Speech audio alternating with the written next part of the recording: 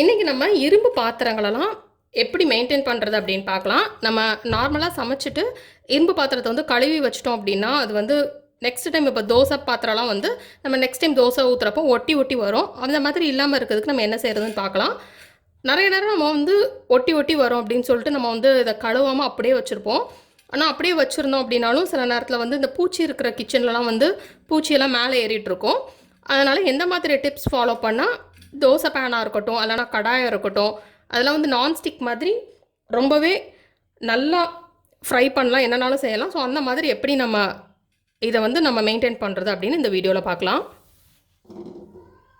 இப்போ இதில் வந்து தோசையெல்லாம் ஊற்றிட்டு நம்ம நார்மலாகவே க்ளீன் பண்ணுற மாதிரி இதுக்கு வந்து எந்த சோப்னாலும் எடுத்து நம்ம க்ளீன் பண்ணிக்கலாம்.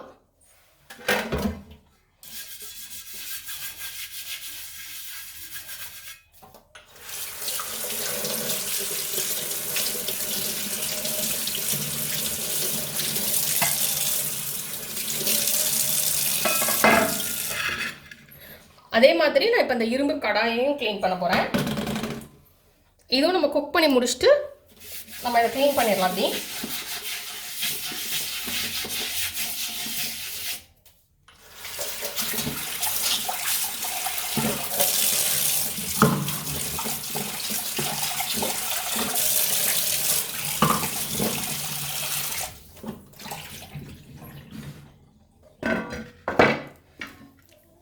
இப்போ இந்த ரெண்டையுமே நம்ம வாஷ் பண்ணியாச்சு.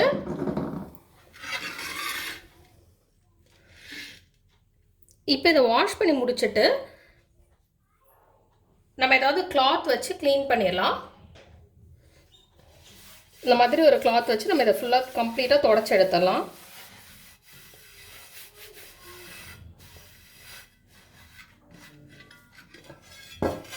ரெண்டு சைடுமே இந்த மாதிரி தொடச்சி எடுத்துக்கோங்க.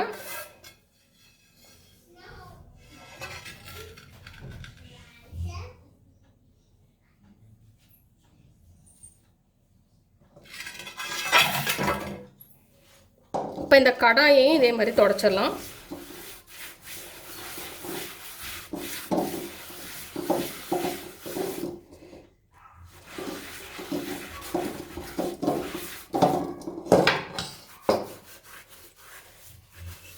ஏன்னா நம்ம அப்படியே வச்சிட்டோம் அப்படின்னா இரும்பு பாத்திரம் வந்து துரு பிடிச்சிரும்.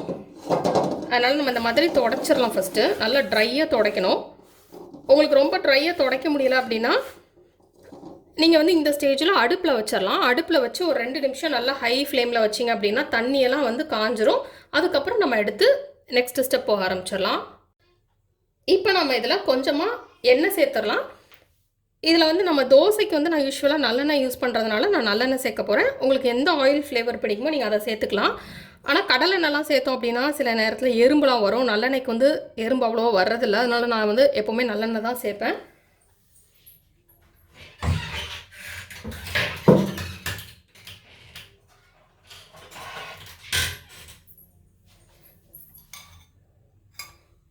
இப்போ அதில் இப்படி கொஞ்சமாக சேர்த்தா போதும், நிறைய சேர்க்க தேவையில்லை. கொஞ்சமாக சேர்த்து நம்ம இந்த மாதிரி ஃபுல்லாக ப்ரஷ் பண்ணிடலாம்.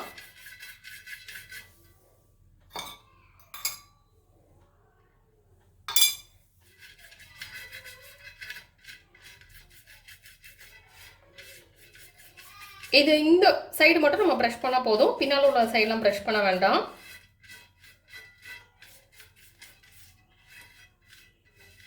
இந்த மாதிரி ஃபுல்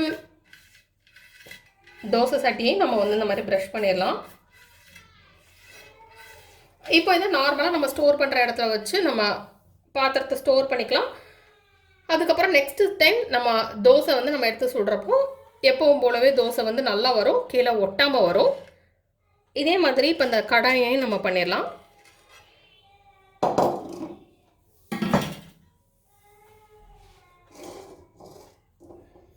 எந்த இரும்பு பாத்திரமாக இருந்தாலும் நம்ம இந்த மாதிரி கழுவுனதுக்கப்புறம் நம்ம வந்து தொடச்சிட்டு எண்ணெய் சேர்த்து வச்சோம் அப்படின்னா துரு பிடிக்காது, நல்லா நான்ஸ்டிக் மாதிரி பிஹேவ் பண்ணும். நெக்ஸ்ட் டைம் நம்ம எடுத்து யூஸ் பண்ணுறப்போ இந்த எண்ணெய் கோட்டிங் இருக்கிறதுனால எதுவுமே அடி பிடிக்காது. ஃபுட்டெல்லாம் குக் பண்ணுறதுக்கும் ரொம்பவே ஈஸியாக இருக்கும்.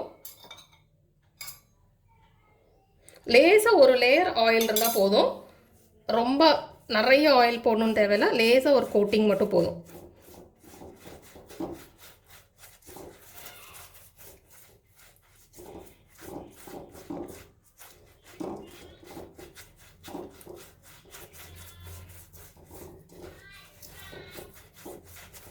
இப்போ பார்த்தீங்கன்னா ஆயில் அப்ளை பண்ணியாச்சு.